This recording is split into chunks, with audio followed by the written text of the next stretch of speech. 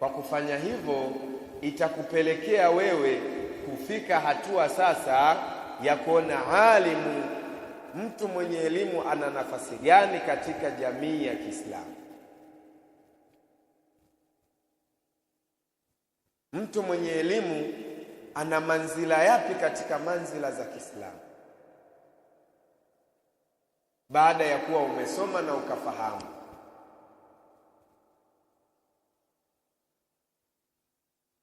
Kwa hiyo hizo ni katika fadhila ambazo wanazo wanazuoni wetu, na inatakiwa sisi tuzichukue na tuzifanyie kazi. Tunapomwona shekhe, tunapomwona ustadhi, basi tumpe heshima yake.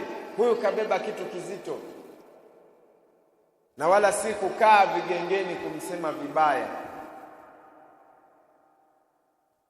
kukaa vigengeni kukosoa anachokifanya, kumteta, kumdhalilisha, kumdhalau.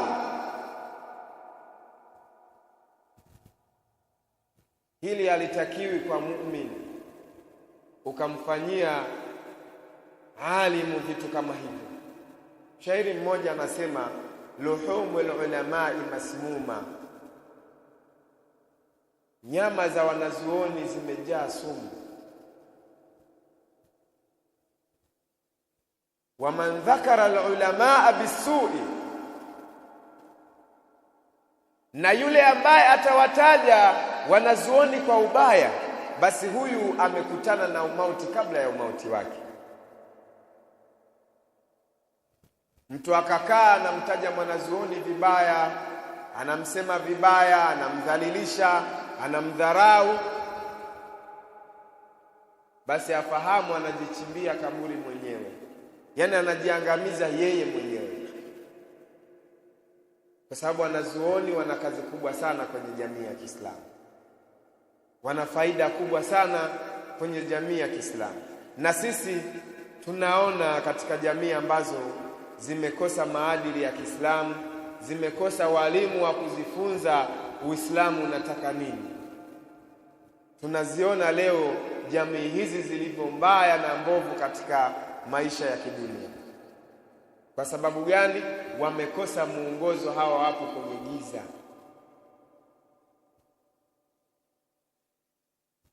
Na hawa hawatokuwa na udhuru mbele ya Allah. Kwa sababu ndugu zangu katika imani, leo ulimwengu wetu umeendelea. Darsa leo mpaka mitandaoni zinapatikana, audio mbalimbali za darsa zinapatikana. Kwa tenga muda wako, usiendelee kumwasi Allah subhanahu wa ta'ala kwa udhuru ya kwamba wewe hauna elimu, hauna unachokifahamu.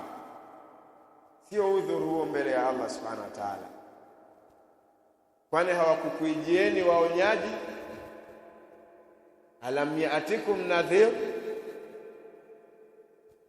hakukuijieni muonyaji akawaelekeza hili hapa ni baya liacheni, hili ni zuri lifanyeni?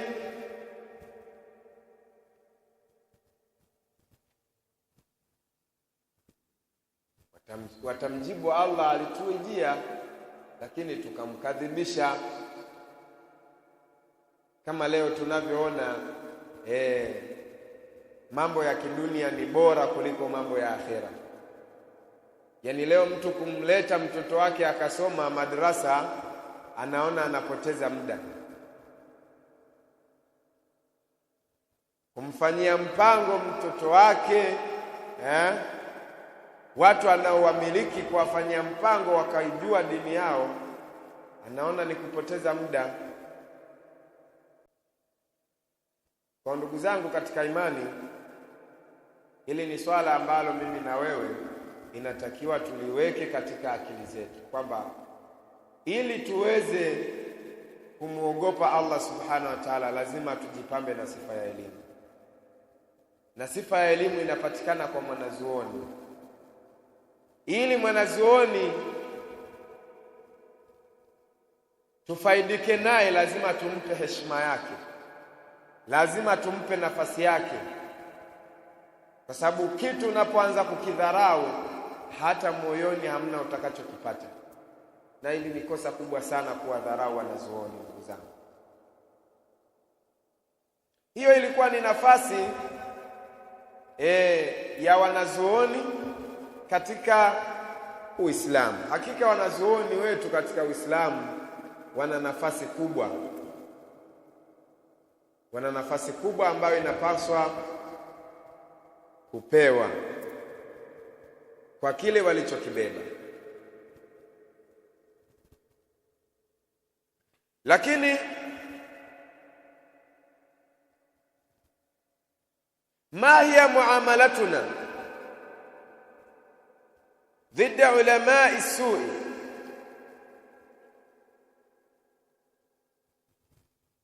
ما هي معاملتنا ضد علمائنا وعدم خروج تحت حمايتهم إذا صدر منهم المعصية وغيرها والحذر عن الأئمة الضلال؟ Ni upi muamala wetu sisi sasa kwa viongozi wetu na kutoka chini ya usimamizi wao litakapotokea lolote katika mambo ya maasiya au mengineyo ambayo yanatukarahisha sisi? Walhadharu anil a'immati dhalla, lakini pia na kutahadhari na kuwa na hadhari na viongozi wapotofu, viongozi waovu. Ndugu zangu katika imani, ndio maana Mtume sallallahu alaihi wasallam akatueleza akasema, talabul ilmi faridhatun ala kulli muslimin wa muslimatin, kutafuta elimu ni lazima kwa kila Muislamu wa kiume na wa kike. Sasa ni upi muamala wetu ndugu zangu katika imani pamoja na viongozi wetu? Lakini pia je, inapotokea tumeona kasoro kwa kiongozi wetu, ndio tukae vijiweni tumseme vibaya, tumfanyie muqata'a?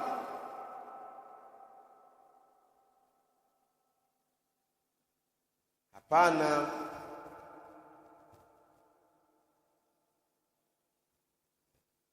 Hapana, haiwezi ikawa hivyo. Haiwezi ikawa hivyo.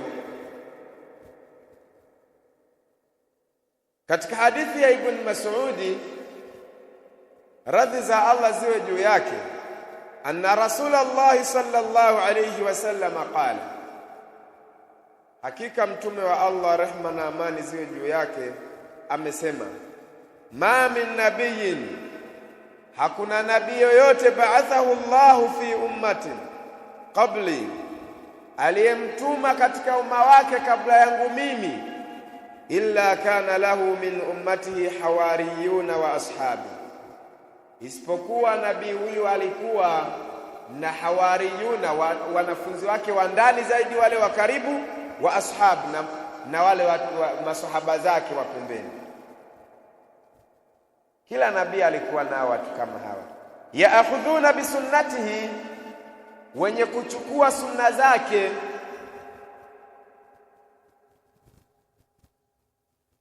wayaktaduna biamrihi, na wenye kufanyia kazi jambo lake, amri yake, amri anayoitoa wanaifuata. Hii ndio ilikuwa sifa ya wafuasi wa mitume. Kila nabii alikuwa na watu wake, alikuwa na maswahaba ambao akiwaambia fanyeni hili Allah anataka, wanafanya. Acheni hili Allah hataki, wanaliacha.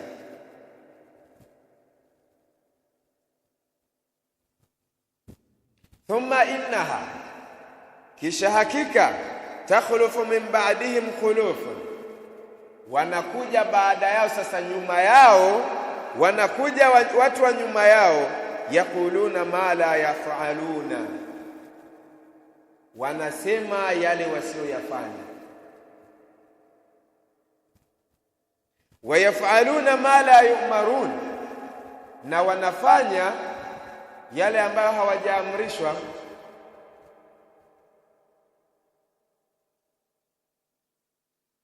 Yale ambayo hawajaamrishwa ndio walikuwa wanayafanya. Wanaamrisha mazuri hawayafanyi, wanayakataza maovu na wanayafanya. Sasa Mtume sallallahu alaihi wasallam anasema, faman jahadahum biyadihi fahuwa mu'min, mwenye kuwapinga watu hawa kwa mkono wake, huyo ni mu'min. Mwenye kuwapinga wale ambao yaquluna ma la yaf'alun, wanasema yale ambayo wasioyafanya, basi mtu mwenye kuwapinga watu hawa kwa mkono wake, basi ana sifa ya imani, ana sifa ya imani. Waman jahadahum biqalbihi fahuwa mu'min, na mwenye kuwapinga pia kwa moyo wake. Ukaona alimun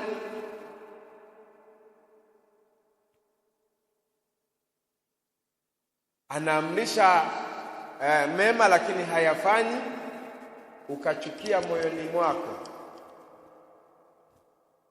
basi wewe una sifa ya imani. Ndio ile man raa minkum munkaran falyughayyirhu biyadihi fa in lam yastati' fa bilisani fa in lam yastati' fa biqalbihi dhalika adhafu al-iman. Kwa hiyo hapa Mtume sallallahu alaihi wasallam anasema waman jahadahum biqalbihi, na mwenye kuwapinga, mwenye kuwapiga vita kwa moyo wake. Ukaona alimu kile alichokuja nacho si katika sheria ya Uislamu, ukachukia moyoni, basi wewe ni una sifa ya imani. Walaysa waraa dhalika min al-imani habatu khardalin. Mtume sallallahu alayhi wasallam anasema, na hakuna baada ya hatua hizo katika imani punje ndogo, hakuna. Ukaona alimu amekuamrisha jambo baya ukalifanya,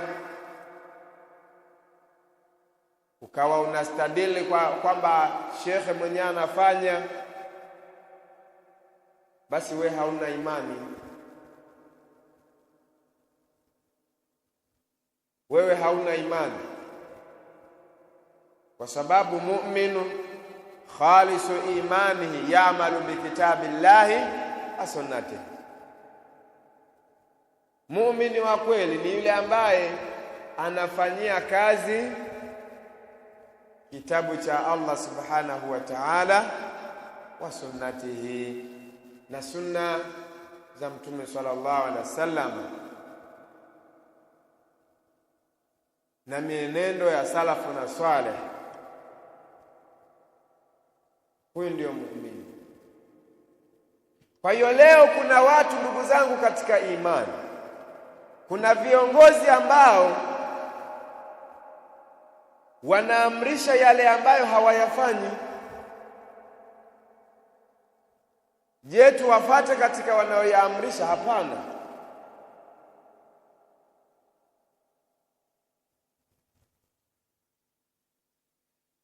La ta'ata al-makhluq fi ma'siyati al-khaliq, hakuna kumtii kiumbe katika kumuasi yule aliyeumba.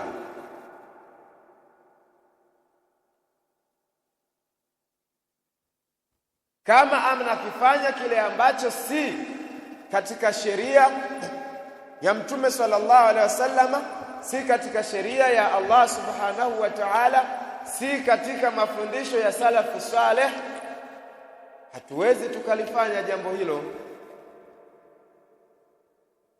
litabaki kwake. Man ahdatha fi amrina hadha ma laysa minhu fahuwa raddu, mwenye kuzua katika jambo letu hili kile ambacho si katika Uislamu, si katika jambo letu hili la Uislamu, fahuwa raddun, basi hilo swala ni mwenye kurudishiwa jambo lake.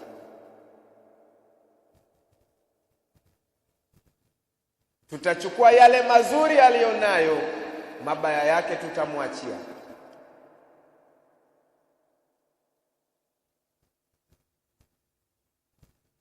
Na wala si kulizika na yale mabaya anayoyafanya na kuyafuata. Katika hadithi ya Mtume SAW ya Ummu Salama,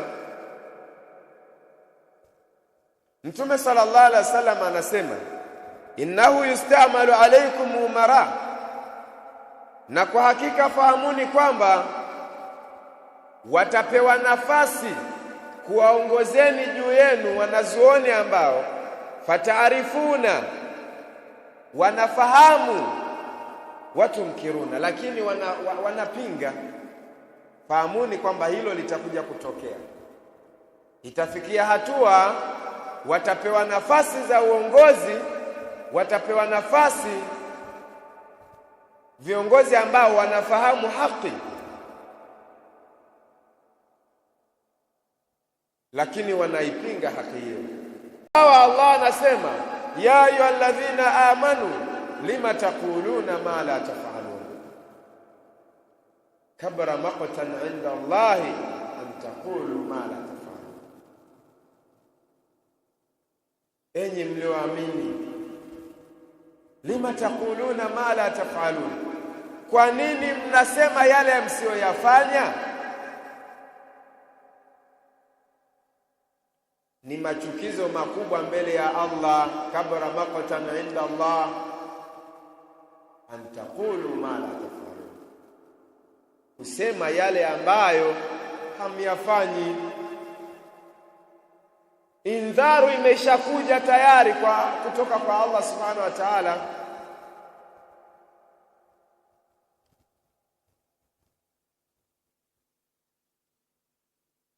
Kwa hiyo hawa watakuja, watapewa nafasi kwa elimu zao, kwa nafasi yao katika Uislamu, kwa sababu wamesoma. Fataarifuna wa tunkiruna, wamepewa nafasi kwa sababu wanafahamu. Hawa wamepewa nafasi za kuwaongoza Waislamu kwa sababu wanafahamu. Watu mkiruna, lakini wanapinga yale wanaoyafahamu, wanayapeleka kinyume nyume. Na leo umma huu wapo watu kama hao. Leo mtu anaifahamu haki, lakini anapindisha tu kwa maslahi ya kiulimwengu.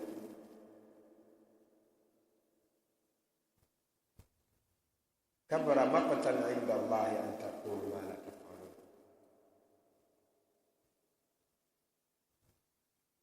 Unaifahamu haki, lakini unapindisha. Mtume sallallahu alaihi wasallam anatuelezea pindi ambapo hali hii itatukuta, ikatokea tuna viongozi ambao wanaifahamu haki lakini hawataki kuifata. Mtume anasema, faman kariha faqad bari'a, yule mwenye kuchukia moyoni mwake basi atakuwa amejitakasa. Ukachukia kile ambacho kinafanywa katika batil, khilafa ani sunna, khilafun anil kitab, ukakichukia kile ambacho kinafanywa kinyume na Qur'ani, kinyume na sunna, basi utakuwa umejitakasa kwa Allah subhanahu wa ta'ala. Waman ankara, na yule ambaye atapinga na kukemea vikali kile ambacho kinafanywa faqad salima, basi huyo atakuwa amesalimika. Umemuona kiongozi fanya jambo ambalo halipo katika Uislamu, kamuita bwana, hili halifai, hili aliendi hivi, hili liko hivi, ukampa na nasaha, basi wewe utakuwa umesalimika. Dhima hauna, utakuwa hauna dhima baada ya kumuita kihikma,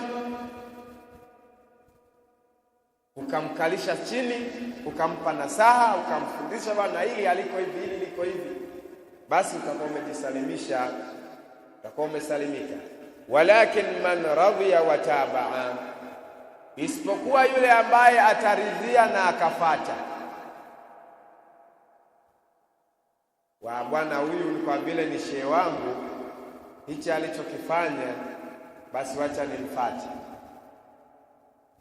Faqad khibta wa khasirta, utakuwa umepata hasara kubwa sana. Utakuwa umepata hasara,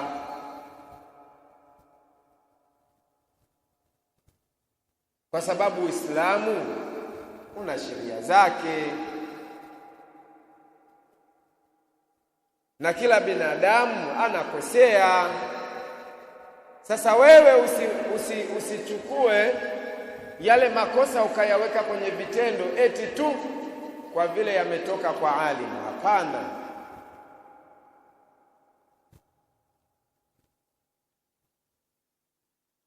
Usifate makosa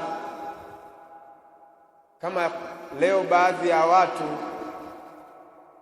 maadamu ni shekhe wake, basi shekhe hata afanye jambo la hovyo yanamfuata.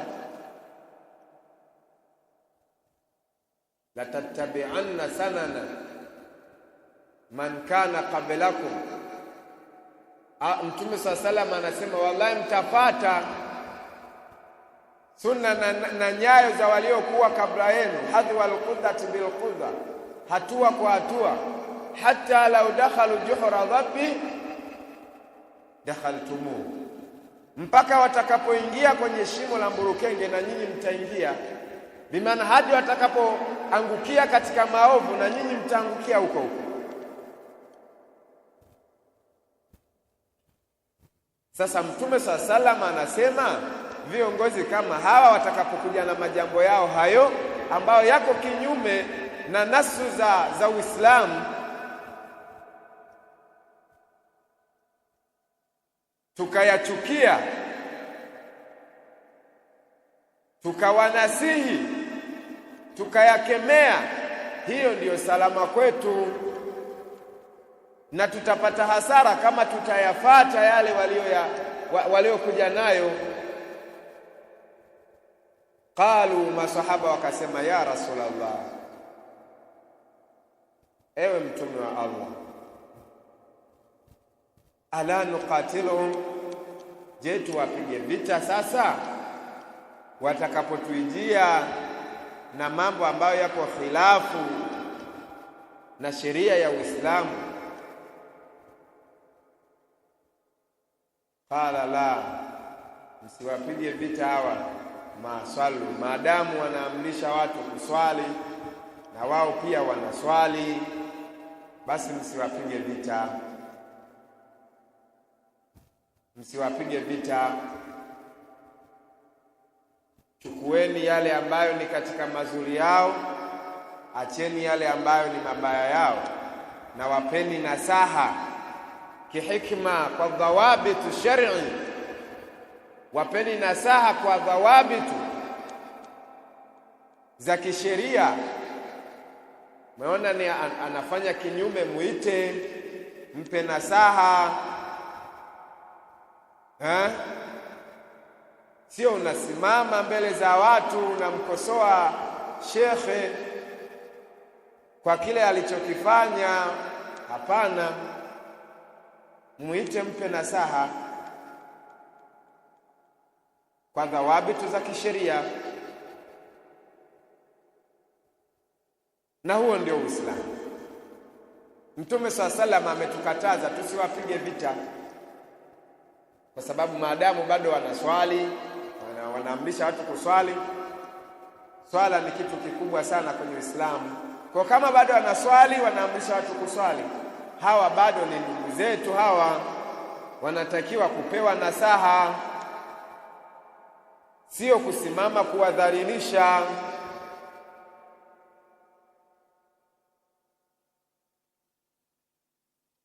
Sio kusimama kuwatukana kwa yale mabaya wanayoyafanya.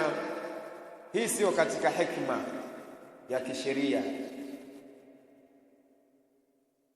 Kwa hiyo tahadhari, lazima tutahadhari, tuwe na hadhari na viongozi ambao wamepewa nafasi kwa elimu zao, lakini wanafanya yale mambo ambayo hayapo katika Uislamu.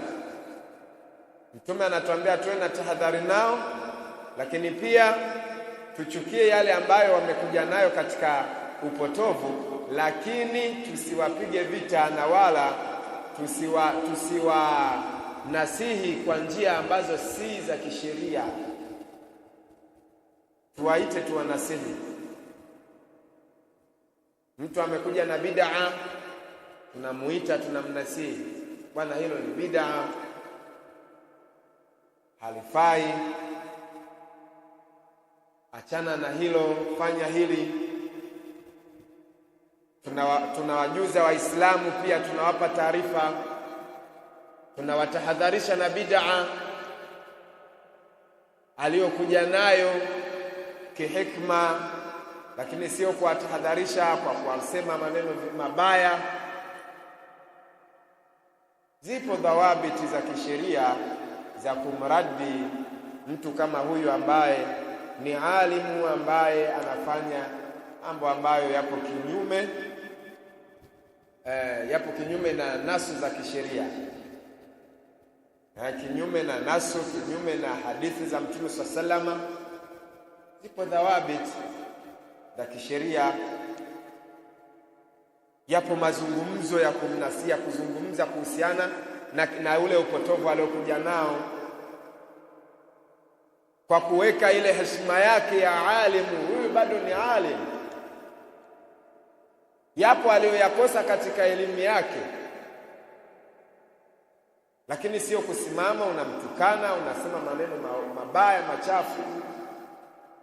Mtume SAW, maswahaba wamemuuliza tu apige vita, amewakataza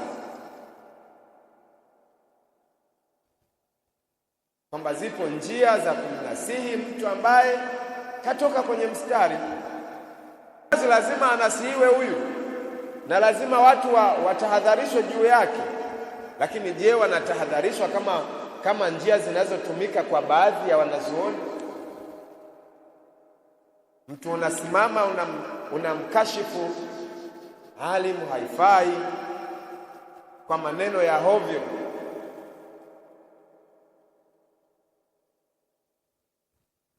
Tumia dhawabiti za kisheria kumnasihi. Tumia dhawabiti za kisheria kuwafahamisha watu upotovu wake, kwa sababu huyu bado ni ndugu yetu. Laalla Allah, huenda Allah sayughayiruhu, atambadilisha.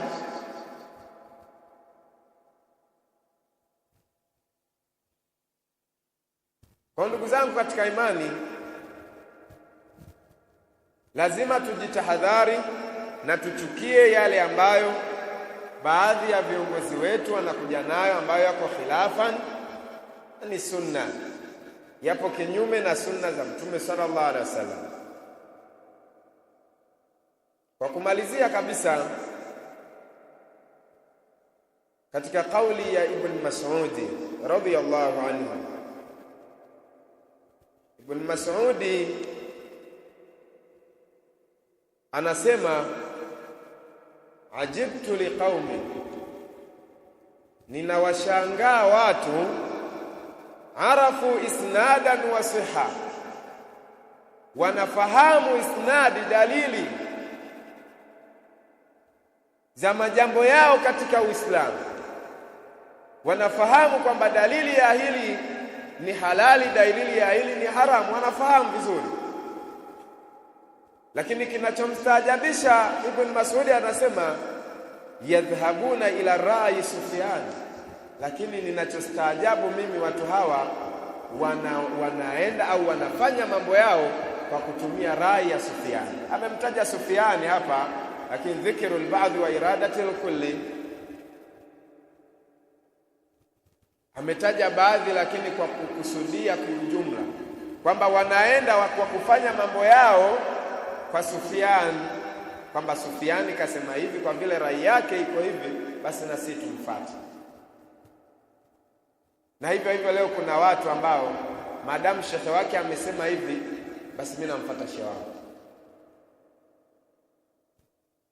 Shehe wako ni binadamu, kuna siku atatereza, atakosea. Je, utamfuata katika kosa? Wapo wanawafuata mashehe wao katika makosa.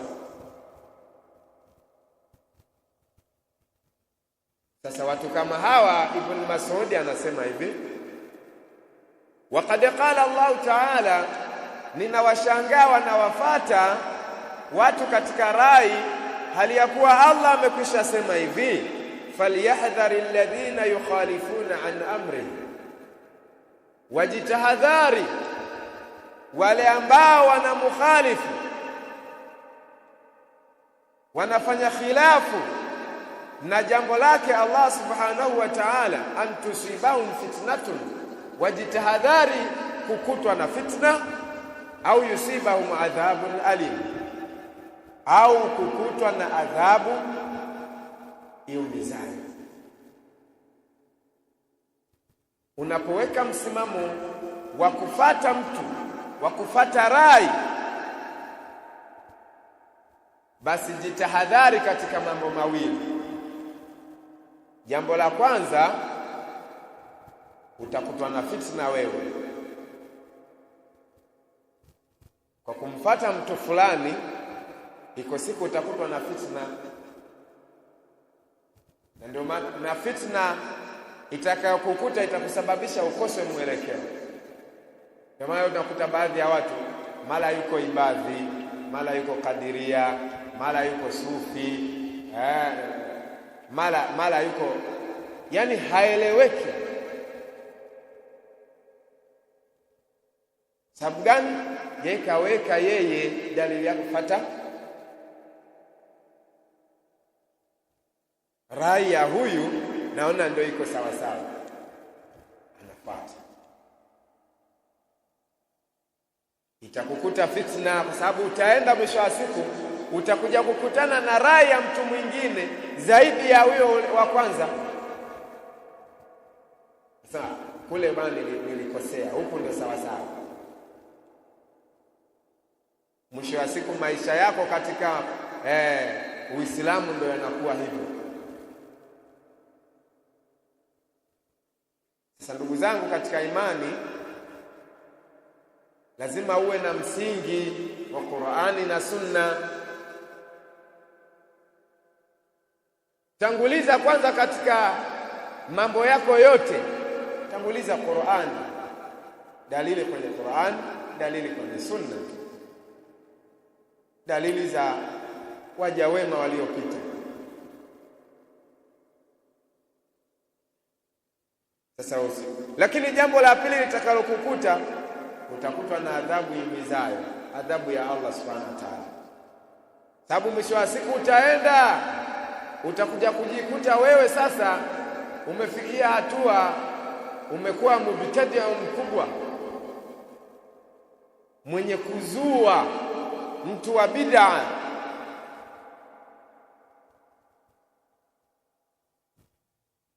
Unazua mambo mageni katika Uislamu. Kwa sababu gani? Kwa sababu wewe maisha yako ya Uislamu umeyajalia kuwa ni yenye kufuata rai. Sasa mwisho wa siku utafikia hatua utaangukia kwenye uzushi, na mwisho wa siku utakufa hali ya kuwa wewe ni mzushi. Na hakuna kitu kibaya kama uzushi katika dini. Kwa ndugu zangu katika imani, lazima tujitahadhari na vitu kama hivi.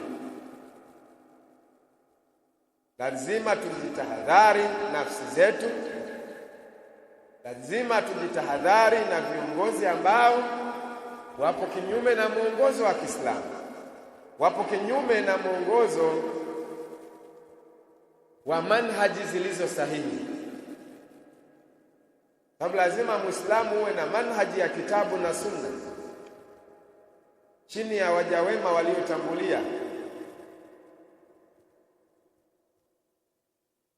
na ujitahadharishe kwa kila kiongozi ambaye yeye ni da'iyan ila maasiyatillah,